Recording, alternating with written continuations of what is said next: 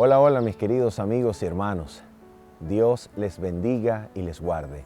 Es para mí realmente un motivo de gozo volvernos a comunicar a través de este medio con la intención de estudiar y comentar la lección de la escuela sabática, que en esta ocasión nos trae un tema extraordinario: más lecciones de Jesús como el gran maestro. No cabe duda que Jesús es el ejemplo esencial, el paradigma fundamental de lo que constituye la verdadera educación. Y hoy queremos contemplarlo en su hermosura, con la finalidad de ser elevados por su poder transformador y nuestras mentes ser guiadas a toda verdad. Así que les invitamos en el nombre de Jesucristo a elevar una oración para alcanzar este propósito. Oremos juntos. Nuestro buen Padre Celestial, en el nombre poderoso, bendito de Cristo Jesús, queremos poner nuestras mentes en tus manos para que nos guíes, Señor, a toda verdad conforme es en Cristo Jesús, y al mismo tiempo puedas transformar nuestros corazones por la contemplación de tu Hijo a través de tu palabra, de tal manera que seamos transformados de gloria en gloria a la semejanza de tu imagen, Señor. En el nombre de Cristo Jesús. Amén. El día de hoy quiero comenzar con la lectura de una cita considerada en los círculos académicos de la filosofía como probablemente el mejor punto de inicio del pensamiento especulativo occidental. En otras palabras, el verdadero punto de inicio del pensamiento filosófico griego. Se trata de un fragmento de un filósofo llamado Anaximandro, que nos es traído a través de algunas recensiones, la que leemos en particular de Friedrich Nietzsche. Mire lo que dice esta sentencia, conocida como la sentencia o fragmento de Anaximandro. Mira lo que dice. Dice así: pero aquello de donde las cosas tienen el nacer, a ello también va su perecer, según la necesidad, administrándose pues unas a otras castigo y reparación por su iniquidad, según el orden del tiempo, o según el tiempo fijado. Notemos lo que esta sentencia nos está diciendo en esencia. En esencia, las cosas que existen por necesidad deben degradarse y perecer en el mismo lugar o momento donde han tenido su origen. En otras palabras, aquello que les ha dado el ser, eso se los debe quitar. ¿Por qué? Porque según la necesidad y de acuerdo al orden del tiempo, las cosas que existen deben pagar su iniquidad, deben reparar su culpa. Y por causa de su culpa e iniquidad de la existencia, allí donde tuvieron y obtuvieron el ser, el originarse, allí mismo deben perecer. ¡Wow! ¿Qué es lo que en esencia está diciendo esta declaración de Anaximandro? En esencia, lo que esta declaración dice es que la existencia de todas las cosas debe necesariamente pagar la culpa del existir, la iniquidad del haberse separado, emancipado del ser que les dio la existencia, y deben pagar la culpa de la emancipación pereciendo en aquello mismo que les dio el origen. En otras palabras, existir es una culpa, existir es iniquidad, y la degradación, el perecer, es la justa sentencia retributiva del haber existido. En otras palabras, ser, existir, es malo, es culpable, es inicuo, y por tanto el ser, el existir, debe acabarse pereciendo en el mismo lugar que nos dio el origen. ¿Qué cosa implica esta sentencia? ¿Qué es lo que este pensamiento filosófico griego, acerca del ser y las cosas que existen implica para el desarrollo de la teología que se fundamenta en el pensamiento griego, filosófico, especulativo, occidental. ¿Qué es lo que esta sentencia implica para la doctrina cristiana que se fundamenta en el pensamiento griego filosófico? Bueno, notemos esto.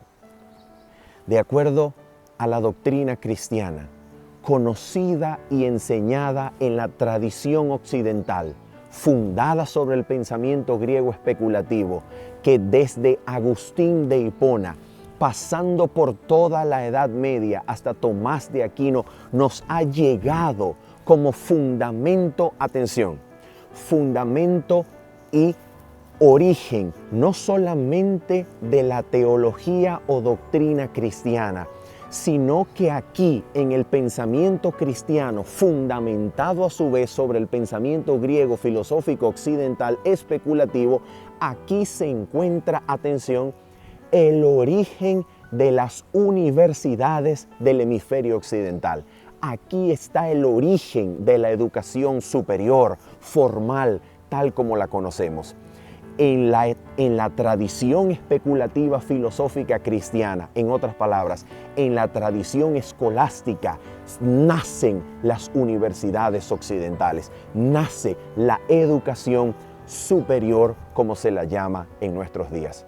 Entonces, si comprendemos lo que este pensamiento filosófico de Anaximandro representa para la fundación de la doctrina cristiana occidental, y el inicio del pensamiento especulativo que da como origen las tradiciones de las universidades o las tradiciones de la educación superior, entonces estamos en el lugar adecuado para comprender el punto en donde la teología cristiana se separa del pensamiento bíblico, absolutamente bíblico, para dar origen a otra cosa. A ver, ¿cómo se traduce la sentencia de Anaximandro a la teología cristiana? A ver, de acuerdo a la teología cristiana, que desde Agustín de Hipona comienza una tradición especulativa, platónica, filosófica, medieval, ¿qué cosa, cómo, de qué calidad, cómo es el ser humano que nace en la tierra? De acuerdo a esta tradición, el ser humano que nace en la tierra es evidentemente culpable del pecado del primer hombre que vivió sobre la tierra. Todo ser humano que viene a esta tierra es culpable del pecado de Adán. Lo ha heredado, y el pecado en su culpa y en su merecimiento de condenación y castigo ya está presente en la concepción. Todo ser humano que nace culpable, viene a la vida con la finalidad de pagar el pecado de Adán, mereciendo desde su concepción el ser eliminado, el ser destruido y castigado por la ira divina. Por eso todo ser humano al nacer, de acuerdo a Agustín y a la doctrina que se fundamenta del catolicismo en esta concepción, todo ser humano debe ser bautizado en su inconsciencia, cuando es un niño inconsciente, a los pocos días de haber nacido. ¿Por qué? Porque ha heredado una culpa que debe ser pagada, que debe ser limpiada, para que al nacer y al crecer ya nazca dentro de una tradición que no ha elegido vivir, que no ha experimentado, nazca dentro de una tradición cristiana en la cual no experimentó arrepentimiento y contrición de corazón para ser injertado, sino que en su inconsciencia ha tenido entrada por medio de una doctrina conocida como el pecado original, que nos presenta culpables, merecedores del castigo de la ira divina. Tan pronto como nacemos por un pecado que no fue nuestro, por un pecado que cometió Adán, nuestro primer padre, y que nos hace merecedores del fuego eterno desde el mismo instante en que somos concebidos. En otras palabras, para la doctrina cristiana occidental, fundada en Agustín, que hasta el momento de la Reforma Protestante y a partir de ella nunca fue puesto en duda, es que el ser humano nace condenado, nace pecador, nace absolutamente destinado a pagar su culpa, nace culpable, nace pecador, nace mereciendo la ira de Dios, el castigo eterno por una culpa que no fue nuestra. ¿Te das cuenta lo que es la vida desde el punto de vista de la doctrina cristiana occidental que se fundamenta en esta sentencia de Anaximandro, en este pensamiento griego filosófico? El ser humano no nace para conocer a Dios, nace para experimentar la paga de una culpa que un Dios arbitrariamente le ha impuesto en su cabeza, encima de él, y que debe pagar. ¿Te das cuenta la diferencia? Ahora, ¿cuál es el pensamiento bíblico? ¿Cuál es la verdad para que al conocerla nuestras mentes sean libradas? ¿Cuál es la verdad de la palabra de Dios? Vamos a analizar lo siguiente. A ver, de acuerdo a Génesis capítulo número 2, el Señor le da un mandamiento al ser humano. ¿Cuál es el mandamiento que le da? Vamos a revisar la palabra del Señor. Génesis capítulo número 2. Y vamos a leer desde el versículo número 15 al 17. Rápidamente, dice así: Tomó pues Jehová Dios al hombre y lo puso en el huerto de Edén para que lo labrara y lo cuidara. Y mandó Jehová Dios al hombre. Pregunto, ¿por qué tiene la autoridad de mandarlo? Porque es su creador. Le dio la conciencia, le dio el pensamiento, le dio la habilidad de entender, le dio todo privilegio, le dio una vida deliciosa en medio de árboles deliciosos a la vista y bueno para comer. Le ha dado todo y por causa de su creación puede mandar al hombre, porque en su bondad el hombre ha existido para conocer a Dios y tiene la libertad de recibir ahora mandamiento que puede elegir obedecer o desobedecer. Le ha dado libre albedrío al ser humano. Mira lo que dice ahora. Y mandó Jehová Dios al hombre diciendo: de todo árbol del huerto podrás comer, pero del árbol del conocimiento del bien y del mal no comerás, porque el día que de él comieres ciertamente morirás. El hombre es creado en un universo que ya conoce la rebelión. Existe un enemigo de Dios revelado, el querubín cubridor. Lucifer se ha convertido en el diabolos, en el diablo y Satana en hebreo, que quiere decir acusador y adversario. El universo ya conoce la rebelión, pero el carácter de Dios que esa rebelión ha puesto en cuestionamiento no es conocido en su plenitud. El hombre es puesto en el jardín del Edén y se le da una prueba de lealtad en el contexto de un universo que está en una rebelión contra Dios, en el contexto de un universo que conoce al príncipe de los ángeles llamado Lucifer, que ahora adversa a Dios, que ahora es enemigo de Dios y ha dicho que Dios es injusto al dar su ley a los seres celestiales, que ha dicho que su ley no es necesaria, que ha dicho que la ley no puede ser cumplida y que mejor es dejar a los seres celestiales seguir su propio criterio que darles una ley que coaccione, que disminuya y determine su libertad. ¿Te das cuenta?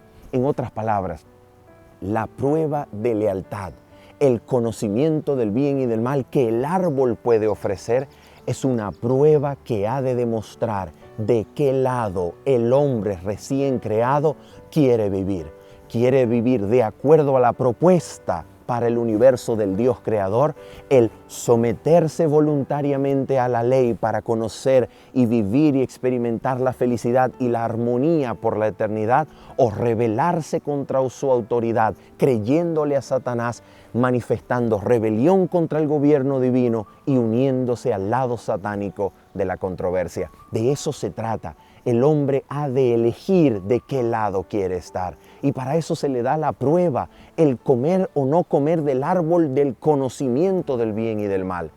Ese conocimiento del bien y del mal Dios lo había determinado al decirle al hombre, de todo árbol del huerto podrás comer. ¿De qué tipo de árbol? Árbol delicioso a la vista y bueno para comer. Y del árbol del conocimiento del bien y del mal no comerás, porque el día que de él comieres ciertamente morirás.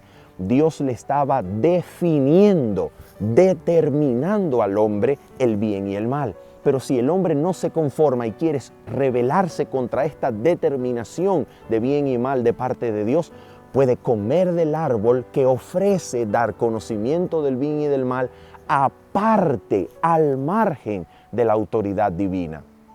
En otras palabras, si el hombre quiere rebelarse con Dios, basta con buscar otra fuente que determine el bien y el mal para sí mismo independientemente de Dios. Y es allí donde Satanás lo va a tentar.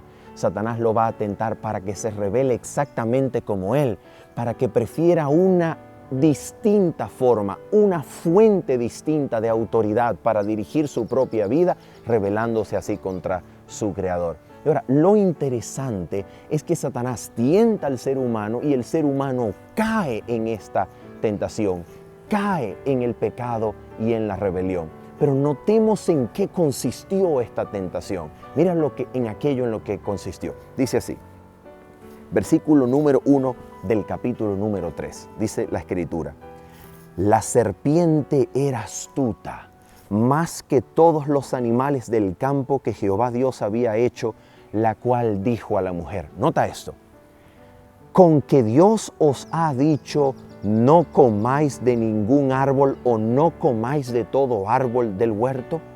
Nota esto: Dios había dicho, de todo árbol del huerto, paréntesis, bueno para comer y delicioso a la vista, es decir, agradable. La vida del hombre era placentera, agradable en sumisión a la voluntad de Dios. Ahora mira, Dios dijo, de todo árbol del huerto podrás comer, mas del árbol del conocimiento del bien y del mal no comerás, porque el día que de él comieres ciertamente morirás. Entonces nota, donde Dios dijo, de todo árbol del huerto comerás, Satanás dice, ¿de verdad Dios dijo que no de todo? En otras palabras, mira esto. El inicio de la tentación satánica al ser humano es un cuestionamiento, es un poner en duda, es un arrojar sombra, incertidumbre, ignorancia o desconocimiento sobre el carácter del Dios que da mandamiento. Dios dijo, de todo árbol del huerto comerás. Satanás dijo, así que Dios dijo que no de todo. En otras palabras, mira esto, voy a repetirlo. El inicio de toda tentación está en el arrojar desconocimiento, sombra, ignorancia, distorsión sobre el carácter del Dios que puede gobernar nuestras conciencias, sobre el carácter de Dios que puede darnos su mandamiento, que puede darnos ley para obedecer. En otras palabras, cada tentación primero debe arrojar sombra sobre el conocimiento de Dios, ocultando el verdadero carácter de Dios de nuestra vista para que podamos caer y ceder a esa tentación.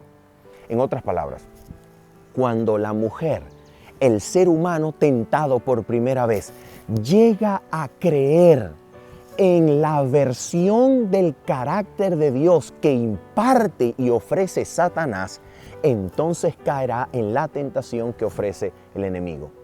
Esto quiere decir que con la finalidad de hacernos caer en la tentación, Satanás debe primero hacernos creer que el Dios que nos da mandamiento es injusto, es intolerante, es demasiado duro, es demasiado exigente, es demasiado exactor, demanda demasiado, y la versión que Satanás ofrece de Dios, siendo así correcta entre comillas, preferimos a Satanás, que es un líder que nos deja hacer lo que quiere, un líder que promete libertad, un líder que promete seguir los deseos de nuestra conciencia, las pasiones de nuestro cuerpo, los deseos de nuestra existencia, y entonces la versión satánica de regir el universo es mejor para nosotros que la versión que Él nos ha hecho creer de Dios, que es un Dios demandante, duro, intolerante, que pide y pide y pide y no da nada. De eso se trata la tentación. Mira cómo lo vamos a resumir para que sea fácil de recordar de aquí en adelante. Mira esto. Si el pecado, en otras palabras, si caer en el pecado y cometer pecado es arrojar o dar un voto a favor de Dios o a favor de Satanás, en otras palabras, si caer en el pecado o resistirlo es una manera de dar un voto a Satanás o de dar un voto a Dios respectivamente, la tentación es elegir entre la versión del carácter de Dios que Satanás nos ofrece y la versión del carácter de Dios que Cristo ha venido a mostrar. De eso se trata la tentación. Toda tentación es una invitación a conocer a Dios como Satanás lo ha pintado, o a resistirla aferrándose a la versión del conocimiento de Dios que contemplamos en Cristo Jesús. Allí está el punto. Ahora bien, mira esto. El ser humano cayó en el pecado, absolutamente. Y de acuerdo con la sentencia divina, él tenía que morir en el momento en que se rebeló contra su Creador. Pero mira esto. ¿Por qué razón el ser humano no murió en el instante en que comió del fruto? ¡Oh! El ser humano se había convertido en rebelde, se había convertido en pecador. El ser humano había caído de la gracia de Dios, había caído en la tentación y rebelión satánica, pecando contra su Creador. Pero desde el mismo instante en que hubo pecado, hubo un Salvador. Génesis 3:21 nos dice que Dios vistió al hombre de túnicas de pieles con la intención de ¿qué? De mostrarnos que Dios en ese lugar llevó a cabo a través del hombre quien recibió la orden de Dios, Dios llevó a cabo allí un sacrificio que el hombre debía hacer con sus propias manos para ver cómo el perdón ocurre cuando una víctima muere en nuestro lugar. En otras palabras, Génesis 3:21, al decirnos que Dios hizo túnicas de pieles para el ser humano y lo vistió, nos estaba diciendo que en ese lugar murió un animal, un cordero que simbolizaba el verdadero cordero que quita el pecado del mundo. El cordero de Dios fue inmolado desde el inicio, desde la fundación del mundo, con la finalidad de mostrarnos, atención con lo que vamos a decir, que si el ser humano aún está vivo en esta tierra y no fue raído o eliminado en el momento o instante en que comió del árbol prohibido, entonces la única razón, escúchalo bien, la única razón por la cual el ser humano está vivo en esta tierra es porque desde el pecado del hombre en el Edén, Jesucristo es su intercesor. La vida del hombre en esta tierra se explica no como una forma de pagar la culpa de Adán. La vida del hombre en esta tierra está posibilitada por la intercesión de Cristo en el jardín del Edén. En otras palabras, el ser humano nace porque tiene Salvador, no nace para pagar la culpa. El ser humano nace porque tiene un Salvador que estuvo dispuesto a interponer su propia vida entre el Dios que había prometido sentencia y la culpa.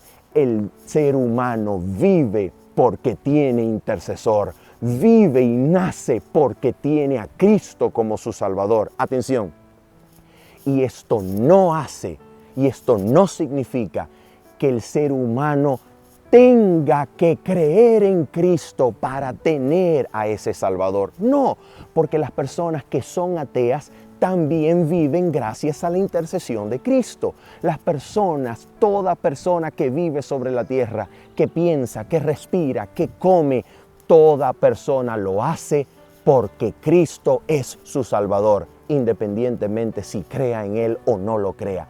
Cristo ya es su Salvador y por eso ha nacido. La pregunta es, ¿por qué ha nacido entonces? De acuerdo a Génesis 3, 22 en adelante, después de haber vestido al hombre de túnicas de pieles, Dios expulsó al hombre y a su mujer del jardín del Edén, donde se encontraba el árbol de la vida, árbol que prolonga y entrega vida a aquel que participa de él sobre la condición de obedecer al Dios creador que a través de ese medio imparte la vida al ser humano. En otras palabras, el ser humano fue creado no inmortal, sino con vida condicionada a la obediencia a los principios de Dios. Y esa vida condicionada se prolonga por medio del participar del árbol de la vida, escucha bien, que nos es prometido restaurar nuevamente de acuerdo con Apocalipsis y los últimos capítulos. En otras palabras, allí donde el hombre perdió la vida en sumisión a la voluntad de Dios, allí debe volver el hombre a una vida eterna, habiendo obedecido a Dios, su Padre Celestial, para tener derecho de comer al árbol de la vida. Bienaventurados los que lavan sus ropas, bienaventurados los que guardan sus mandamientos. Cualquiera de las dos frases está atestiguada con suficiente mérito en los manuscritos antiguos para destacarse como una posibilidad válida. Bienaventurados los que lavan sus ropas, bienaventurados los que guardan sus mandamientos para tener derecho a comer del árbol de la vida. Y así, ¿qué cosa? Vivir para siempre. Entonces nota esto. ¿Qué es la vida del hombre? ¿A qué viene el hombre a esta tierra? Nota esto. Entonces el hombre se encuentra, mira lo que vamos a hacer.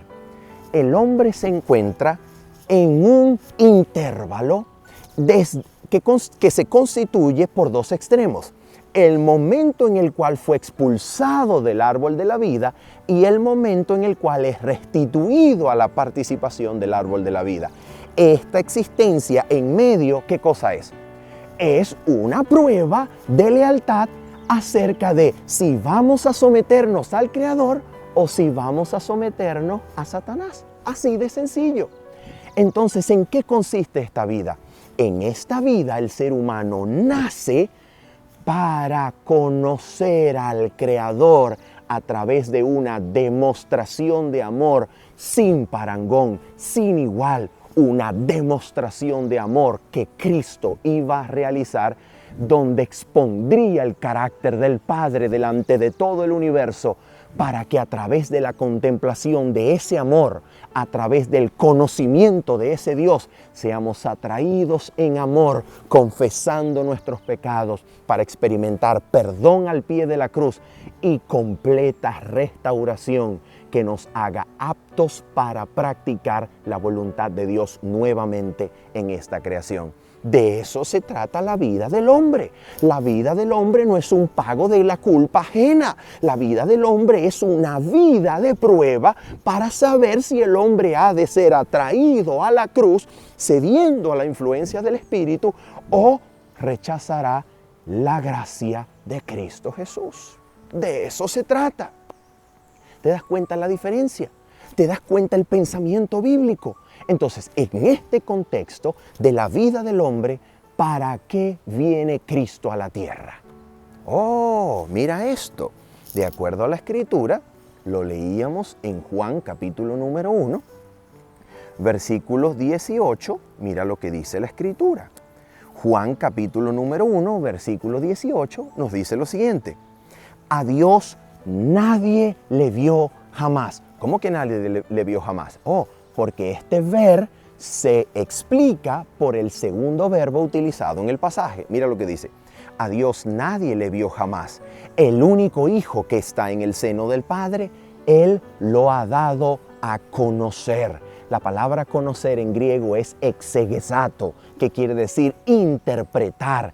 Dios ha sido interpretado, Dios ha sido explicado, Dios ha sido dado a conocer y manifestado a través de Cristo, que es la manifestación del carácter de Dios no solamente para los seres humanos, sino para los habitantes del cielo, tanto ángeles como los mundos no caídos. ¿Para qué?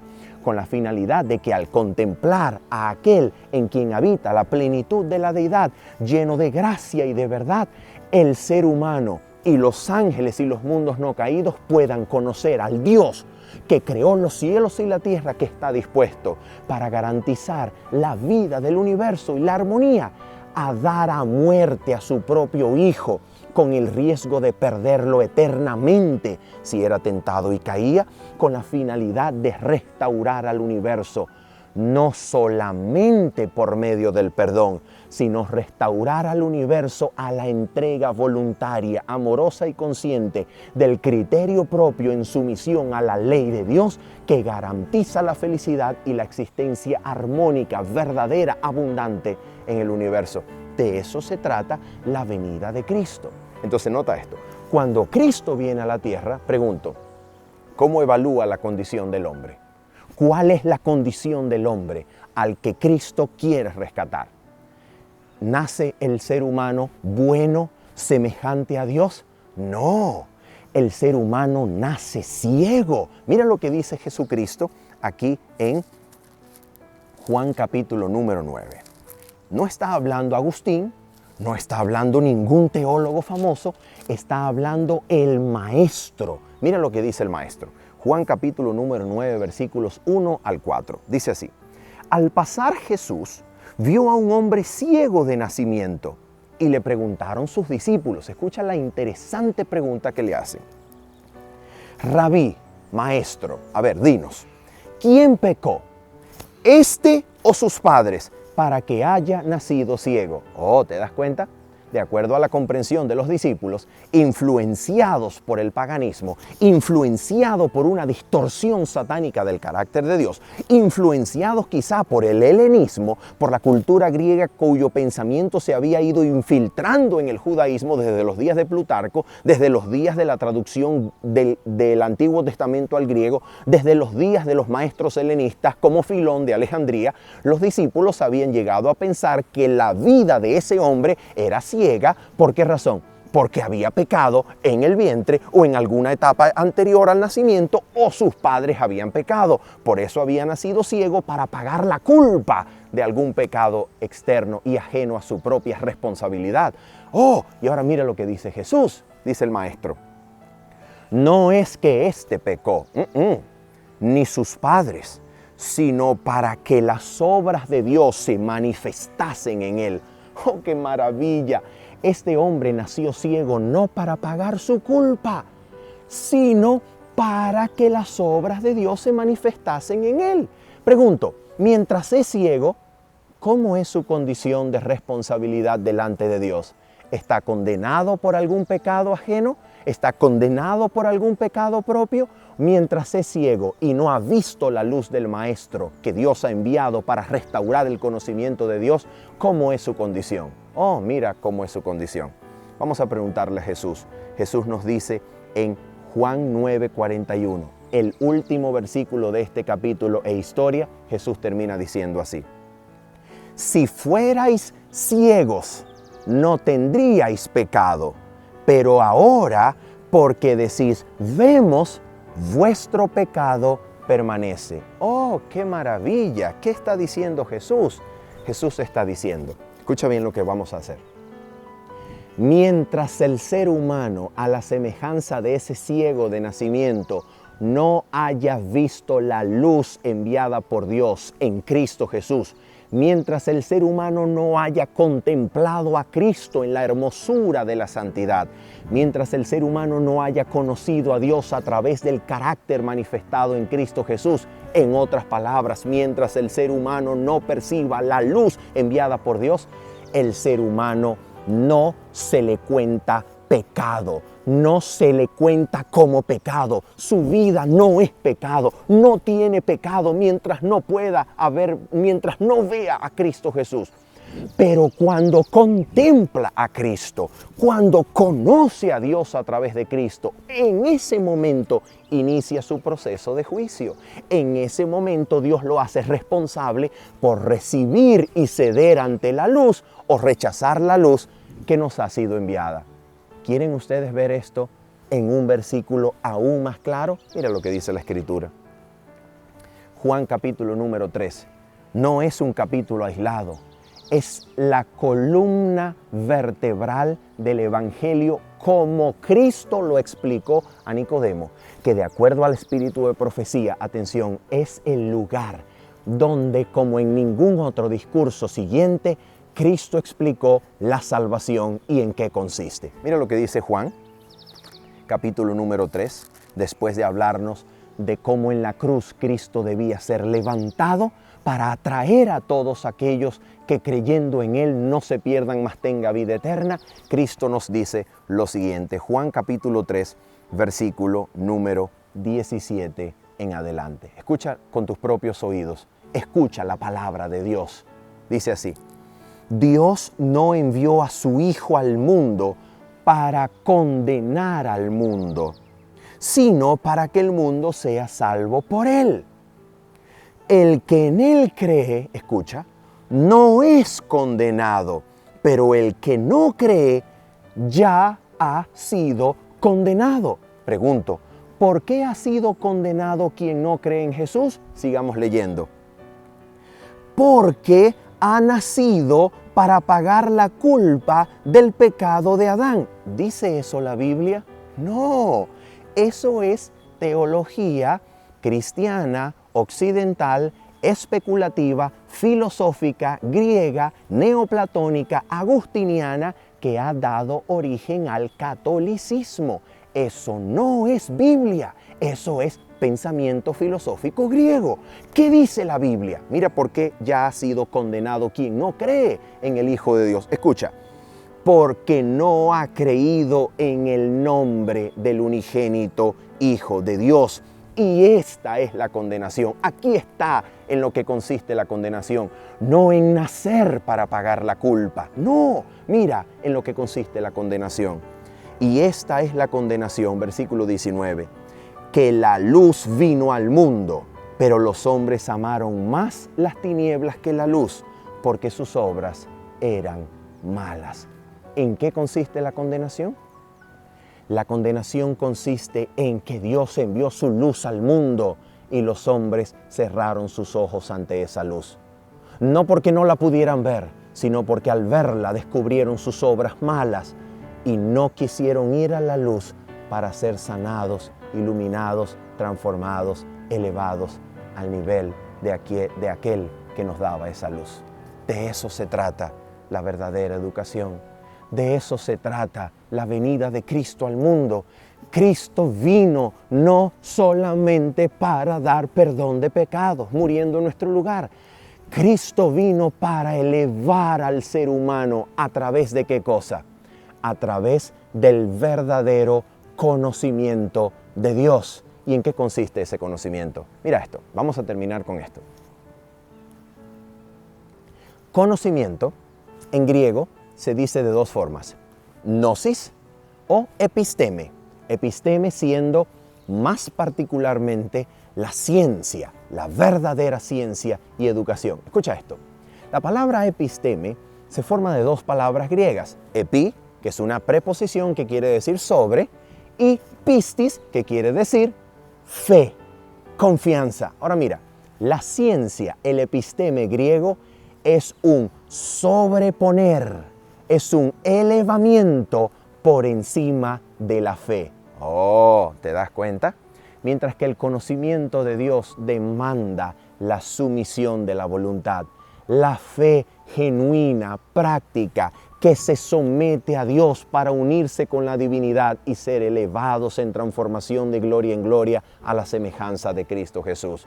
¿En qué consiste el conocimiento de acuerdo a la tradición occidental, que ha dado origen y luz a las universidades presentes?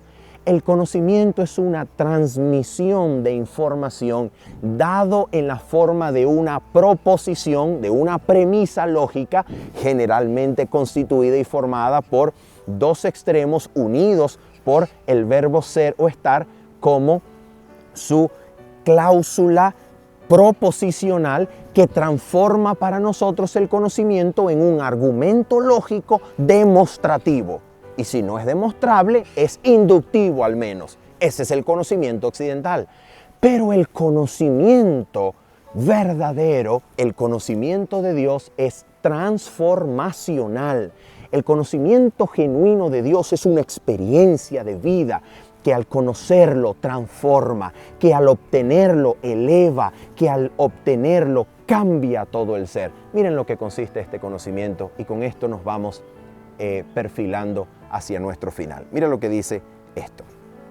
Escúchalo bien. Dice así. Página 215 del Deseado de todas las gentes. ¿En qué consiste el conocimiento? ¿En qué consiste la verdadera educación? Mira lo que dice. No es la obra más elevada de la educación el comunicar meramente conocimientos, sino el impartir aquella energía vivificadora que se recibe por el contacto de la mente con la mente y del alma con el alma. Escucha esto. Únicamente la vida puede engendrar vida. Oh, ¿de qué se trata esto? Cristo vino como la vida de Dios para que al ser puesta en contacto con la mente y el alma humana, esos con quien entraba en contacto y entra en contacto hoy puedan ser vivificados, puedan experimentar la resurrección de las facultades muertas del alma y del corazón que han sido muertas por causa del pecado y del delito y puedan resucitar a la persecución de la vida a la imagen de Dios. Y solamente el contacto y la influencia de Cristo puede hacerlo.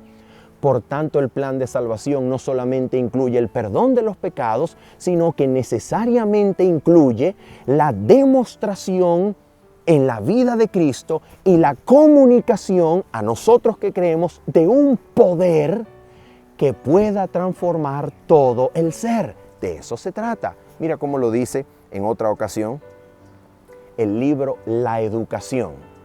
Libro La Educación, capítulo El Maestro Enviado por Dios, capítulo 8. Miren qué consiste la verdadera educación. Dice ella así, escucha esto. Página 69, última parte del párrafo. Los hombres perdieron la imagen de Dios y recibieron el sello del poder demoníaco que los dominaba. Y termina diciendo, todo el mundo se iba convirtiendo en un sumidero de corrupción. Ahora mira para qué viene Cristo. Escucha esto. Únicamente había una esperanza para la especie humana. ¿Cuántas esperanzas? Una sola, singular, no hay dos. Una esperanza. Y ahora mira cómo lo que hace la hermana White aquí.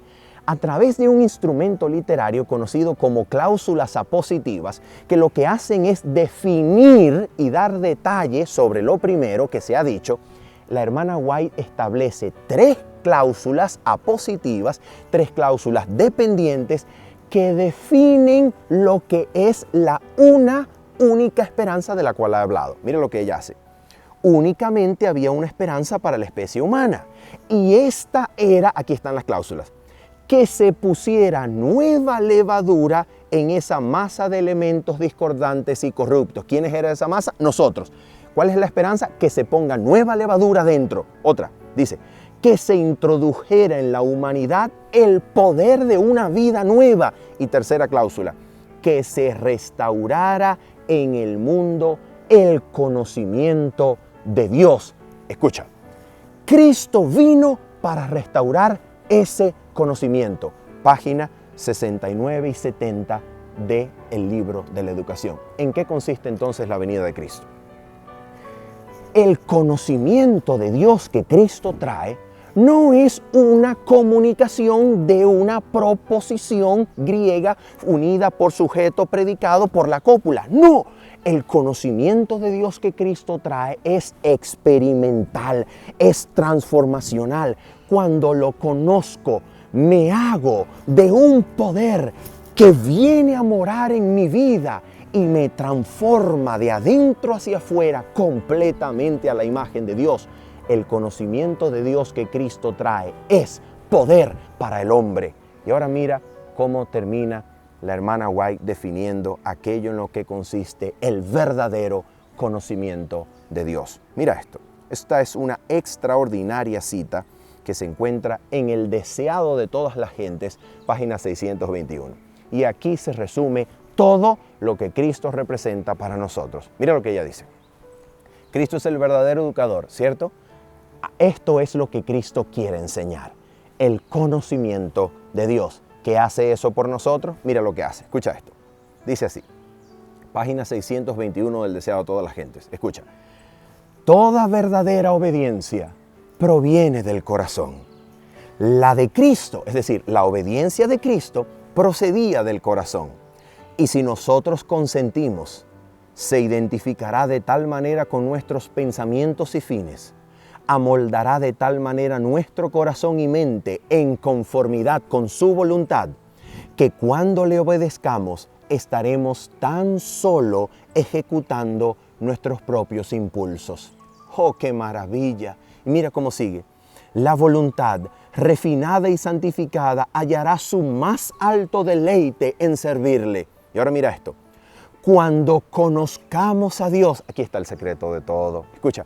Cuando conozcamos a Dios como es nuestro privilegio conocerle, nuestra vida será una vida de continua obediencia. Si apreciamos el carácter de Cristo, que revela a quién, el carácter de Dios, que nos da a conocer a Dios. Escucha, si apreciamos el carácter de Cristo y tenemos comunión con Dios, el pecado llegará a sernos odioso, detestable. Llegaremos a odiar el pecado, es lo que dice ella en la página 621 del deseado de todas las gentes. ¿En qué consiste entonces la verdadera educación? La verdadera educación consiste en conocer el carácter de Dios a través de Cristo. Y cuando conocemos el carácter de Cristo, cuando conocemos a nuestro Dios a través de Cristo, entonces ese conocimiento engendra un poder que nos atrae con el más grande poder del universo al pie de la cruz, para recibir perdón y ser amoldados en todo nuestro ser, mente, corazón, pensamiento, motivos, fines, intenciones, motivos, todo lo que nos constituya. Somos amoldados a la imagen de Dios por medio del conocimiento de aquel que nos llamó por su gloria y virtud. Por medio de ese conocimiento somos atraídos, nuestras facultades muertas son resucitadas, somos ennoblecidos y elevados a la imagen de Dios y se nos da el poder de obedecer nuevamente al Padre Celestial, para que al final de los siglos seamos llevados al árbol de la vida y al comer de él vivamos para siempre en compañía de Dios, sometidos voluntariamente y en amor a su ley, para que Dios sea todo en todos y el universo sea completamente restaurado como Cristo lo pensó al principio. El mal será despedido, el mal será erradicado y por los siglos de los siglos tendremos comunión con aquel con el cual nuestros rostros al contemplar pudieron ser transformados a su imagen y nuestro corazón y el corazón de Dios volverán a latir al unísono por los siglos de los siglos. De eso se trata la verdadera educación.